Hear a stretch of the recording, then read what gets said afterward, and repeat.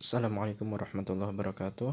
Kita lanjutkan pelajaran SKI masih tentang seputar perjanjian Hudaybiyah, yakni kita membahas apa pengaruh dalam perjanjian Hudaybiyah terhadap agama Islam di masa Nabi Muhammad SAW. Sebelum memasuki pelajaran lanjut, mari kita berdoa bersama-sama. A'udzu billahi minasyaitonir rajim. Bismillahirrahmanirrahim. Rabbi zidni ilma warzuqni fahma walhamdulillahi rabbil alamin. Baiklah, pengaruh perjanjian Hudaybiyah terhadap perkembangan Islam. Perjanjian Hudaybiyah ternyata telah memberikan kesempatan yang besar bagi kaum muslimin untuk menyebarkan agama Islam melalui dakwahnya. Pada akhir tahun 6 Hijriah, setelah kembali dari Hudaybiyah, Rasulullah SAW menulis surat kepada raja di sekitar Arab untuk mengajak mereka memeluk agama Islam. Surat-surat Rasulullah SAW itu antara lain ditujukan kepada Raja Mesir, Mukaukis, Raja Persia, Kisra, kemudian Raja Romawi yaitu Heraklius, kemudian pemimpin kaum di Bahrain, Al-Munzir bin Sawah, kemudian dan pemimpin kaum di Damaskus, Al-Harith bin Abu Syamr Al-Ghasani, dan yang lainnya. Demikian, perjanjian Hudaybiyah itu telah mengakibatkan semakin kuat dan semakin pesatnya perkembangan agama Islam. Terlebih setelah masuknya Islam dua panglima perang Quraisy, yaitu Khalid bin Walid dan Amr bin As, serta seorang tokoh terkemuka kaum Quraisy yaitu Utsman bin Tolhah. Sebaliknya, kaum kafir Quraisy, perjanjian yang dibuatnya itu malah sangat merugikan mereka. Di antara kerugian itu adalah mundurnya perdagangan saudagar-saudagar Quraisy.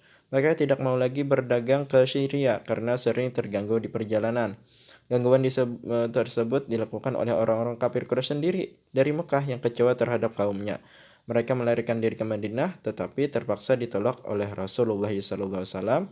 Nah, jadi dalam perjanjian Hudaybiyah ini ternyata secara zahir kan, secara tertulis seakan-akan agama Islam yang dirugikan. Ternyata orang Islam yang sangat diuntungkan Nabi Muhammad SAW dapat kesempatan untuk berdakwah lebih leluasa tanpa ada rasa takut dan khawatir, yang mana bahkan Rasulullah mengajak agama Islam dari kerajaan-kerajaan, misalkan dari kerajaan Mesir, kemudian kerajaan Persia, dan para tokoh-tokoh utama di wilayah-wilayah selain Madinah.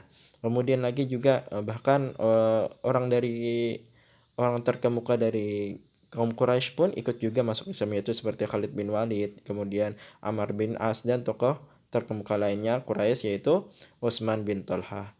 Bahkan di balik berkembangnya agama Islam ketika ada perjanjian Hudaybiyah, para kaum kafir Quraisy ternyata mendapatkan kerugian yang pastinya dalam hal berdagang. Kenapa? Karena dalam hal berdagang, para pedagang tersebut diganggu oleh kaum kafir Quraisy, yang mana mereka lantaran tersebut terjadi, mereka enggan untuk berdagang dan mereka lari dari kota Mekah dan menuju ke kota Madinah, tetapi ditolak Rasulullah. Kenapa? Karena itu lantaran sudah ada perjanjian bahwasanya kaum kafir Quraisy tidak boleh masuk ke kota Madinah. Pastinya Rasulullah enggan melanggar perjanjian di Hudaybiyah tersebut, yang mana di dalam perjanjian Hudaybiyah itu kaum kafir Quraisy, para kedua belah pihak tidak boleh memasuki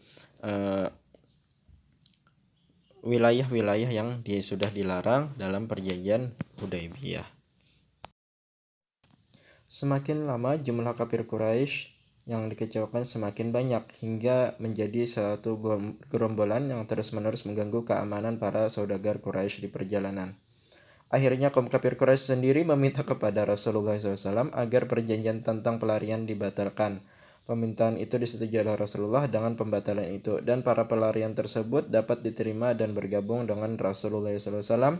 Hal ini tentu saja telah menjadikan semakin kuatnya Islam Madinah. Jadi ketika yang Rasulullah menolak para kafir Quraisy itu masuk ke kota Madinah, ternyata orang-orang yang tertolak di Madinah ini mengganggu para kaum kafir Quraisy yang ikut juga berdagang di wilayah Makkah, karena bentuk kekecewaan mereka karena ditolak oleh Rasulullah SAW. Yang mana sebenarnya perjanjian ini adalah dibuat oleh kafir Quraisy sendiri. Ternyata yang dirugikan oleh kafir Quraisy sendiri. Jadi karena hal tersebut memang sangat merugikan, dan membuat para kaum kafir Quraisy sangat terganggu, maka mereka meminta untuk perjanjian yang mana ketidakbolehannya para kafir Quraisy masuk ke kota Madinah dicabut dan dibolehkan untuk masuk ke kota Madinah. Nah, hal inilah dapat membuat di kota Madinah menjadi semakin kuat Islamnya di kota Madinah, dan sangat terlihat untungnya para kaum Islam di Madinah dalam perjanjian Hudaybiyah ini. Mungkin sampai di sini saja pelajaran SKI kita tentang perjanjian Hudaybiyah, yang mana kesimpulannya di dalam perjanjian Hudaybiyah ini ternyata perkembangan Islam sangat pesat dan sangat diuntungkan dari perjanjian Hudaybiyah tersebut. Bahkan yang membuat perjanjian Hudaybiyah ini lebih condong dari kafir Quraisy, ternyata orang kafir Quraisy lah yang sangat banyak dirugikan. Bahkan kaum kafir Quraisy lah yang mencabut perjanjian itu karena mereka sangat merasa dirugikan. Nah, dari kesimpulan tersebut mungkin sampai di sini saja pelajaran kita hari ini. Semoga kita dapat mengambil pelajaran dari cerita perjanjian Hudaybiyah ini dan semoga bermanfaat. Bapak tutup, subhanakallah bihamdika asyhadu an la ilaha illa anta astaghfiruka wa atubu ilaik. Wassalamualaikum warahmatullahi wabarakatuh.